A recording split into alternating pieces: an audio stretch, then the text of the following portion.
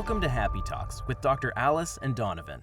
Dr. Alice Fong is a holistic naturopathic doctor and founder of Amour de Soi Wellness, and Donovon Jenson is a software engineer and founder of HowToHappy.com. Together, they're out to cause more happiness in the world.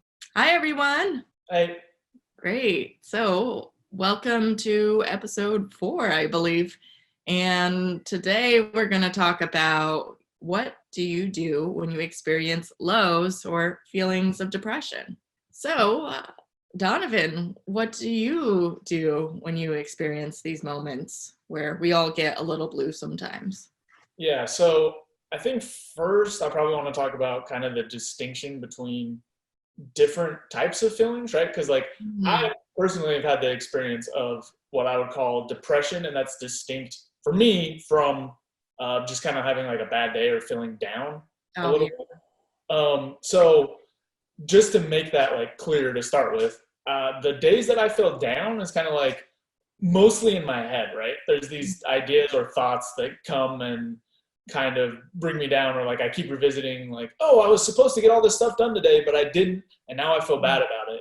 Yeah. Whereas what I would say as depression, when I actually feel depression, it's almost a different type of thinking and feeling. Like it's something that weighs very heavily in both my mind and my body, and it's not something usually that I can just think myself out of, right? It's not like a reframing type of thing, but I usually need different tools to kind of manage some of that stuff. So I just wanted to kind of get those two different pieces out up front. The stuff that I do when I'm feeling a little bit low or like just kind of having a bad day or whatnot is I really try to look at whatever the situation is realistically. Now, sometimes it takes a while. Sometimes I get caught up in, oh, I shouldn't have said that dumb thing. I could have said it better like this. I could have done this. I could have done that. And I'm caught in these loops for a long time. But once I catch those thoughts, once I'm able to take one moment and say, okay, hold on. I'm feeling very frustrated, sad, emotional, whatever about this certain situation. I try to extract out the pieces that are actually actionable. And a lot of times those bad days or down times come from focusing on things that are not controllable. So for example, like I was saying, like if I say something that I think is dumb later and I'm revisiting it, and a lot of times what can be taken away is kind of the process of that conversation, or what led me to like say something that I didn't mean to, or sometimes I'm focused on kind of just, it doesn't feel good. And there's not necessarily an action for that besides to reframe it or refocus or find some other way to use time. So that's kind of the way that I try to get out of those, is once I catch those thoughts, pulling out the things that are actionable and then moving forward from there. And it hasn't always worked super well, but as I've built up kind of the skill set around it, I've gotten a lot better at these reframings and whatnot, as long as I'm able to catch the thought. So I don't want to talk for forever. So before I talk about the actual depression stuff, I'd love to know what you do during times that you're feeling a little bit down. Yeah, I can relate to what you said about, thinking about it like more on a logical level and pulling out the rational pieces and then putting some action items in place. That's what I've kind of learned and trained myself to do. Like normally when I'm feeling, and I do have like different degrees of feeling low versus like really depressed versus, when my friend died, that was like a whole different level. I just felt like I had no control over. So I feel like when it's a lower degree, yes, it's a little easier to, intellectually understand why, that doesn't really make sense, this way of thinking or that logic pattern, and that can help me get out of it. But sometimes there's moments where it's a little heavier, and intellectually I understand why, that doesn't make sense. These thoughts don't make sense, but it doesn't stop it. So it kind of depends. It's different degrees, I guess. And one of the things that I've learned over the years when I'm feeling lower, for sure, is taking action.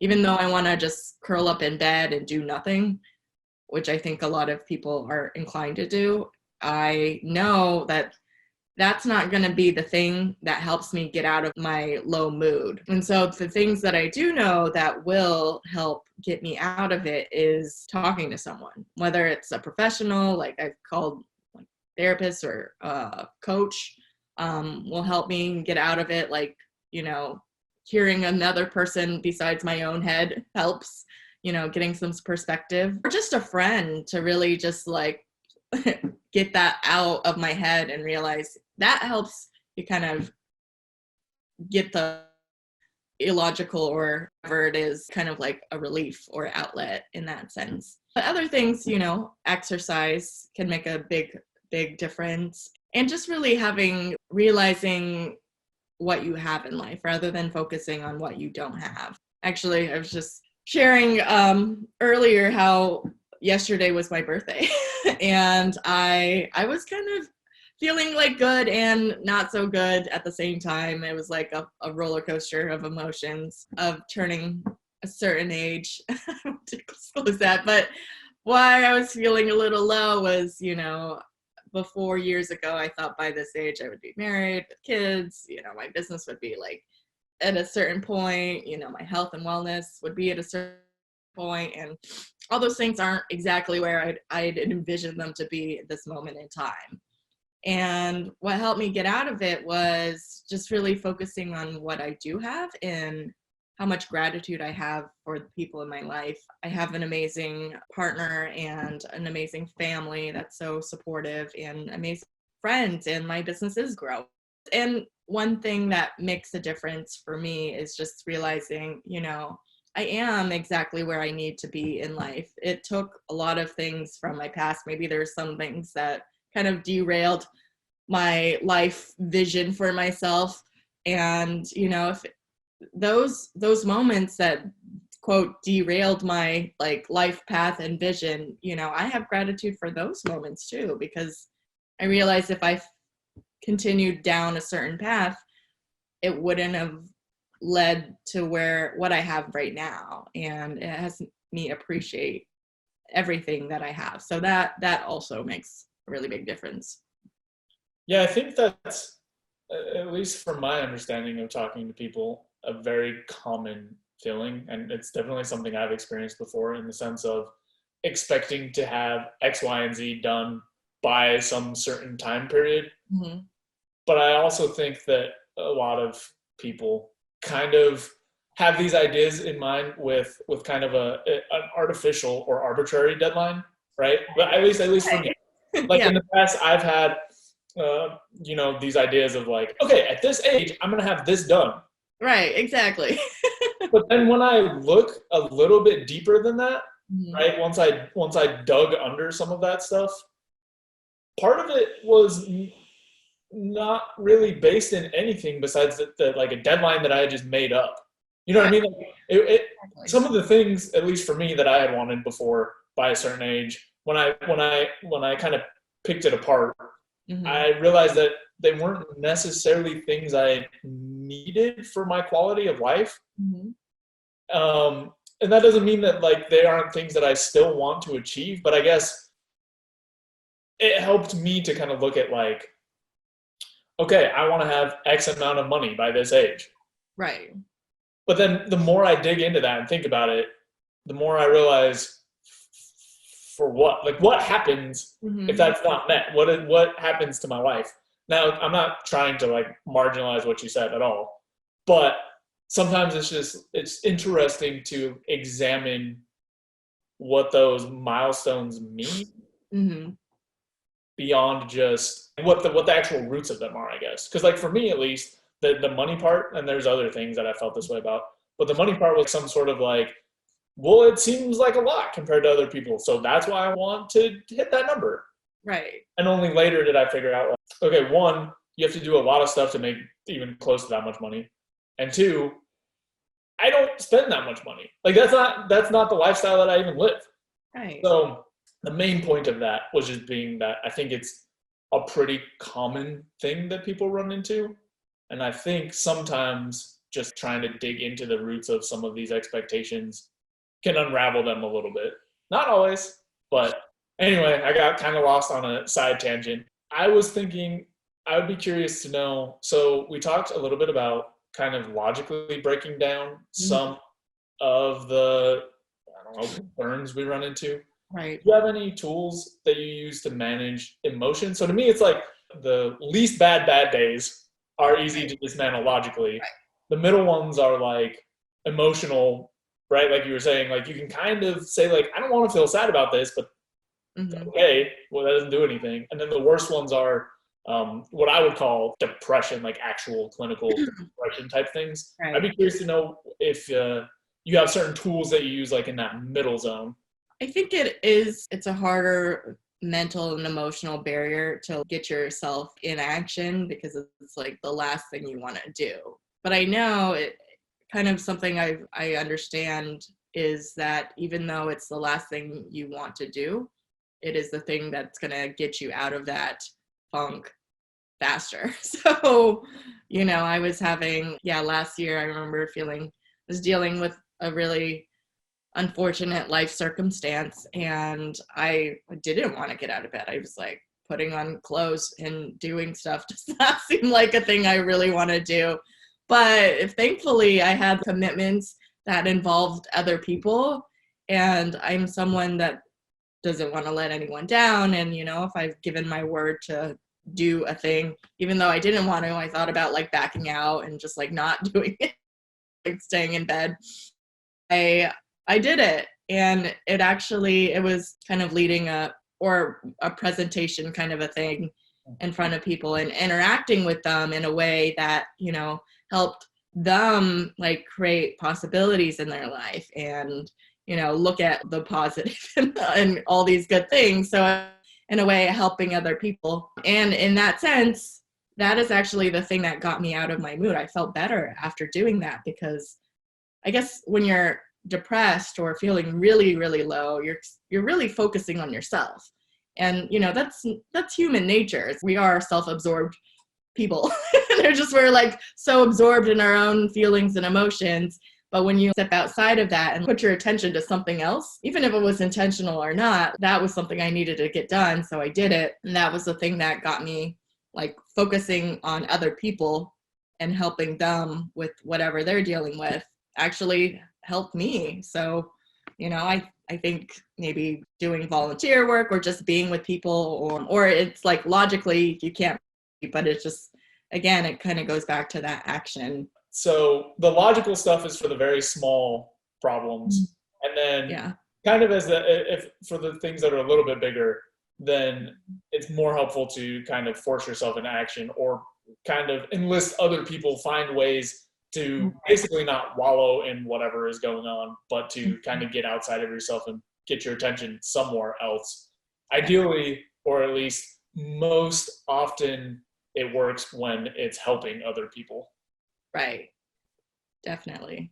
Actually, that just when I had gotten out of a really serious relationship of almost 4 years, I remember, breaking up with my college boyfriend. We were going to be he was moving out of the country basically for a year. So we broke up. And I remember how I handled that back then. This was like well over a decade ago, so long ago. What I did was like pretend everything fine, go about my day, go to work, get stuff done. Like nobody could even know that I was really heartbroken. But how I handled it was like every night, at night, I couldn't sleep. I just cried myself to bed every single night for like months. No one had any idea. I just like kept it to myself, kept it together, and then just like at the end of the day, I would just fall apart. I'm not saying that's wrong or anything, but I just have over the years developed better ways to handle that kind of pain and emotion. And when I had broken up with my long-term boyfriend of 4 years, just a couple years ago, I think just getting in action and I was working on this nonprofit project called Healing Around the World, where I got to interview doctors around the world. And and, gather information about what was their best piece of advice to offer people, because, not everyone has access to healthcare. And that was just very fulfilling for me. And it got me out of the sadness and just being there for other people, making a difference in the world. So that was really a big turning point for myself. Yeah. I think for me, one of the best tools, I mean, action for sure is really nice. I've found a lot of success with, I guess it's born out of my meditation practice, but kind of seeing the emotions and instead of feeding them, just kind of sitting with them or accepting kind of the message or the purpose that they have, right? For some of the things that you can't pick apart logically, right? Sometimes I look at it and it's like, okay, I'm feeling sad about this thing I said 15 years ago for some reason. I don't want to think about this anymore. This is a weird waste of time. But for other things that actually have useful messages, that's been really useful for me, is to say like, okay, I feel beat up or sad or frustrated or whatever about this problem. What is this trying to communicate to me? Like, what does this mean? And what is the point of this? Because I've had in the past as well experiences that I was able to, like you were saying, kind of like bury, but not resolve. Right. And the idea at the time was like, well, if I just bury this long enough, eventually I'll stop feeling bad about it. Right. Which kind of, I guess, is true, but the timeline for that is I know. extremely ridiculously long. Mm-hmm. So I found a lot of relief from that when I switched tools into kind of looking at these emotions for what they were trying to tell me. Right. And sometimes just instead of saying or feeling like, wow, I feel sad about this again, what is wrong with me, which I often did. Yeah. Switching that frame just a little bit to like, okay, here's my brain trying to tell me that this thing, this relationship was important to me and I didn't like that it ended. So what can I do to keep fueling my relationships? And that didn't like make the emotions go away necessarily, but it at least gave me a starting point to kind of like start working through, okay, this is the message from this feeling. This is the point of this. It's not like there's something wrong with me or I feel bad because I'm dumb or I'm weak or whatever else. But there is a reason for these feelings, and there is purpose in kind of working through them and facing them, which to me was like, because in the past, all I ever did was just bury, and wait. And the timeline on that is way too long. I absolutely agree and relate, because with my college boyfriend, I don't even know. It was a long time. It took me a long time to get over that. And that relationship was like a year. It took me, I don't know, I feel like at least half that time or longer to get over that relationship, if that, because I was like suppressing it. And it's kind of like that saying, what you resist persists. I wasn't really ready to deal with it full on and let's just be with all the emotions in such a way. But actually with the long-term relationship, that was almost 4 years, because I was taking action and just also being with my feelings too. I felt like I was able to get over that relationship within, it wasn't like next day I'm good, but it took maybe like 2 months though, 2 months of actively pursuing my happiness, and that helped me feel good, but in itself healed my heart to be able to move on and move forward. And it actually, what you mentioned about being with your emotions, like accepting them. Yeah, it's perfectly okay to be sad. It's perfectly okay to be depressed and not beat yourself up on that. And sometimes it's just unavoidable. When my friend, I had a friend that like committed suicide last year, and that was like, I was like freaking a mess. It was just uncontrollable. And I went through like all the 5 stages of grief within like hours of finding out of this information. And yeah, honestly, I wanted to drink and eat like ice cream. It was like, I wanted to deal with it because it was too much, and I'm not making myself wrong for that. But, I think being with it and just being okay with, that it happens.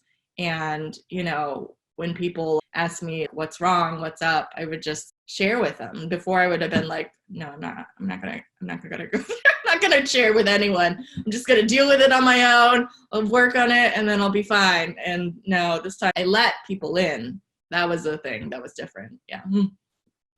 Yeah, I think it's really common for people to feel like they should manage their emotions by themselves. Mm-hmm. But at the same time, they feel like not only should they manage them, but that they're not supposed to be there in the first place. Or at least I felt that a lot in the past, which is like, I'm frustrated with this thing. Why? Like, I don't want to be frustrated with this. I shouldn't feel frustrated. And it's such a difference between letting those emotions in and then out, like you were saying, like sharing with people, compared to just in and then just keeping them there forever and then being mad that they're there or frustrated or sad. Right. So I think it's really, I don't know. Like it just seems like something that I've heard from many, many people. Mm-hmm.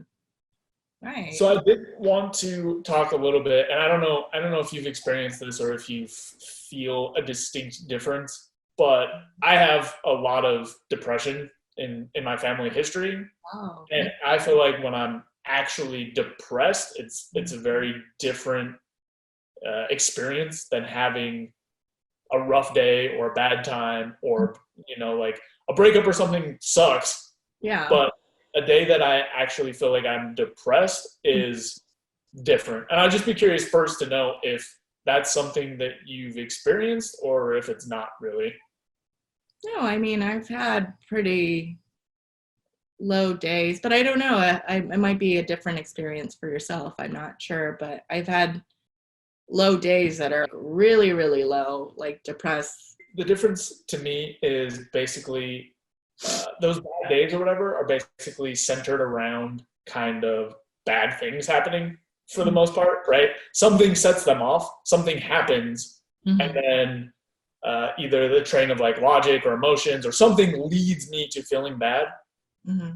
The depression spells can happen absolutely independent of what's going on in life. So I could have, you know, like a really great day lined up, be on vacation, be ready to go, explore something awesome that I've been looking forward to. And if I wake up with one of those, what I would call like depressive spells, everything is slowed down in my brain. Everything is like actually depressed, right? Like the word depressed, like everything is slowed down. My body feels significantly heavier. My mind very much gravitates towards negative thoughts, or for me, a lot of times it actually comes out as a lack of feeling, just nothing. Oh, yeah. Something that normally would have been really exciting and fun, I just don't care about. And it's not that I don't want to do it or I do want to do it. It just like turns into nothing. Right. So to me, those are very different, just because what the cause has to be some sort of brain something or other, because it can happen independent of any real negative events. So for me to get through those days, you know, it used to lead to thoughts like, wow, what is wrong with me? Yeah. Like, why am I like this sometimes? And now I've kind of gotten a lot better at recognizing when that's happening and looking at it like, okay, I'm going to treat this like I would if I had a random injury on my body, right? Like if I sprained my ankle or something. And I would never fight against like, oh, why is my ankle sprained? This is stupid. Like, I should be able to fix this. I would never do that. I just take things as I can during that time. So in the same way, like, you know, you can walk with a sprained ankle, but probably slowly and carefully. Right. I treat those days kind of the same way, where it's like, I'm probably not going to feel anything. Like, I'm probably not going to magically get out of this. I know it will pass with time because it has in the past, and that's how it works. So I'm going to just do, like you were saying with action, like push myself as much as I can into action, even for things that don't feel like they're important or feel like I want to do. And then I make sure that I do as much as I can. But sometimes even something like going for a walk, I don't know why. Like, I don't want to do that. It doesn't seem like it would feel good or bad or anything, like whatever. So for me, that's made a huge difference, is just recognizing those states and being able to separate them from bad days where like I need different tools. Yeah. And knowing that over time, that state, that feeling or lack of feeling is going to go away or come back. I'm confusing myself, but basically for me, that has made a huge difference, because I used to feed that state with thoughts that made it much, much worse. Like, wow, this is going to last forever. Wow, this is just how I am now. Wow, and that would take it from something that is kind of off into something that was pretty miserable. So I just wanted to kind of share that, because I don't know. I feel like people use the word depression in a lot of different ways, and it strikes people in different ways. So I just wanted to share that like angle. Yeah, no, I think that's a really valuable perspective, and I'm positive a lot of people experience what you experience. And yeah, to some degree, I can relate this situation that really came to my mind when you were sharing, where it just kind of like there wasn't a particular like life event that was major, that would like a breakup or losing a friend that kind of spiraled you into depressed mode. It just kind of like happened and you were kind of in a low and trying to get out of it, but navigating through it was challenging. And the situation that came to my mind actually was last year. I was doing this morning miracle challenge where I would wake up in the morning at a certain time consistently, and then I would exercise and then meditate and then get my day started. And I don't know, I might have shared this in a previous video. I don't remember. But I remember feeling like really good and really productive. But actually, so I stayed on that routine for, even though the exercise was 10 to 15 minutes a day and the meditation was 5 or 10 minutes, I did it consistently for 3 weeks. And my boyfriend did it too for 2 weeks, but then he fell off the wagon after 2 weeks. And I stuck it out like another week. So I stuck it out for 3 weeks, and then I fell off the wagon. And literally 2 or 3 days after that, I went in like a really, what I would say like a depression. And I didn't even understand why. Like nothing was like different or major. There was no crisis in my life happening, but I just like hit that. And I do believe there's like a hormonal level that is influencing. There's like the neurotransmitters in our brain, those can get out of balance. And I really believe exercise and just eating healthy actually does make a difference on your body, and that impacts your mental cognitive function. And I was just blown away by how impactful, because before I couldn't notice mild to moderate lows, not like deeper lows like you were describing.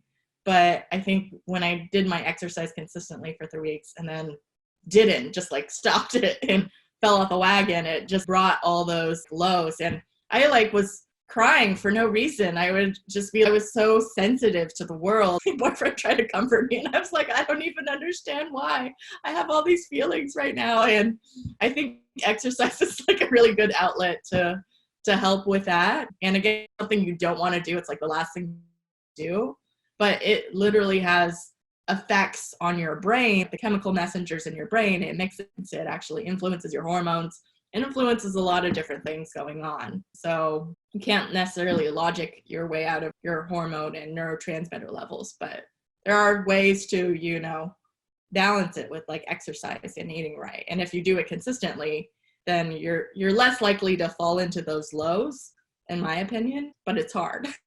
But I think what you also said about knowing it's going to pass, it's going to be fine. This isn't a forever state. It's just right now, this is what the situation is, and it's okay. Yeah, what you said really resonates with my experience. Some of my family and stuff are really surprised at how much I've changed my habits in the last couple of years, because they're like, oh, wow, you're doing all this stuff and you must be so on top of it and blah, blah, blah, blah, blah. But really, really, really, really, really, the root of it is I used to experience those days a lot of the time.